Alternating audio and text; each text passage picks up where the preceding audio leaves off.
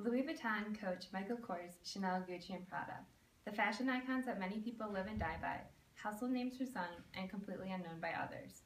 Going through high school, I was friends with the girls who carried these types of bags, often far too large that sometimes resembled small children instead of an accessory. And growing up, all I wanted was to fit in. While trying to navigate through my teenage years, I wanted to be included with the so-called popular girls.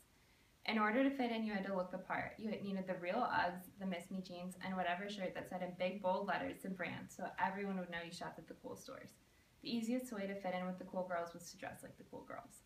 But when I was 13, I realized that materialistic goods do not define who a person is.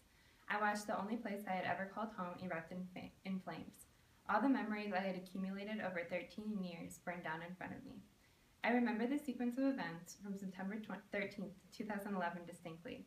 It happened the day I got my braces off, the day which was supposed to be marked by a transition from childhood to an official teenager.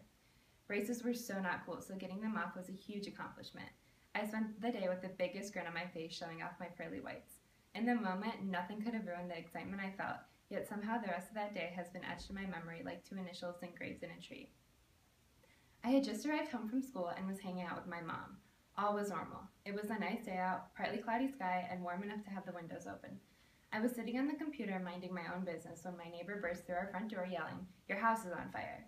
It took a minute for those words to sink in, and as soon as they did, my mom and I sprinted out the front door. We ran across the street and turned around just in time to hear the first explosion as the fire engulfed my garage. The explosion shattered the window, blowing glass everywhere. The fire had already burned for a half hour before the first fireman showed up. He wasn't the typical firefighter you would envision coming to save the day. Instead, it was a man in a beat-up old Honda Civic with a stick-on light on top of his car. Not exactly what I had in mind. So we waited until 3 fire trucks flew down my street. I was in a state of numbness. Not only did I feel like I was dreaming, but come on, what were the odds that my house would catch on fire? You never think tragedy will strike your family until it does. For 2 hours, we watched the firemen put out the fire.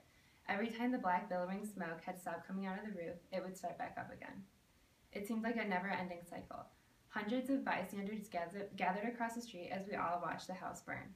Everyone treated it like primetime TV. News stations set up shop on the sidewalk and filmed while conducting interviews. It was like a giant block party. The entire neighborhood gathered on our neighbor's lawn talking while my brother and his friends played football in the street. I wore a bright blue t-shirt, jeans, and no shoes. As awful as that night was, the strongest memory I have was when my neighbor, who was only a year older than I was, brought me a pair of shoes to wear. They were simple, metallic gold Old Navy flip-flops, but that small act of kindness has stuck with me for 4 years.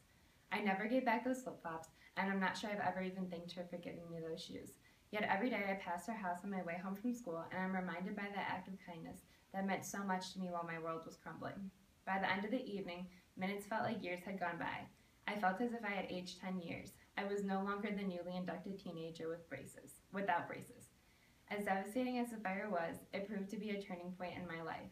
Going back to school knowing that all eyes would be on me was one of the hardest things I've ever had to do. My goal in middle school was to blend in, never to stand out. The clothes that I owned were either covered in soot or confiscated by the people we hired to clean our belongings. I had never been the kid who had to wear the same clothes multiple days in a row. I had never been the kid who people stared at in the hallway whispering, and I had never been the kid with one pair of shoes. I was experiencing a whole new world, one that I had never gotten a glimpse of before. I was literally walking a mile in another person's shoes. The fire taught me that I have the power to control my own destiny. It is up to me to decide who I want to be and how I want to act. After I had worn the same hoodie every day for a week, I decided that I no longer cared what people thought of me. Was my life really going to be over if I didn't wear clothes accepted by the cool kids? Absolutely not. I knew that true friends would support me no matter what happened. I had faced tragedy and lost many sentimental items, yet somehow I feel as though I gained more in life lessons.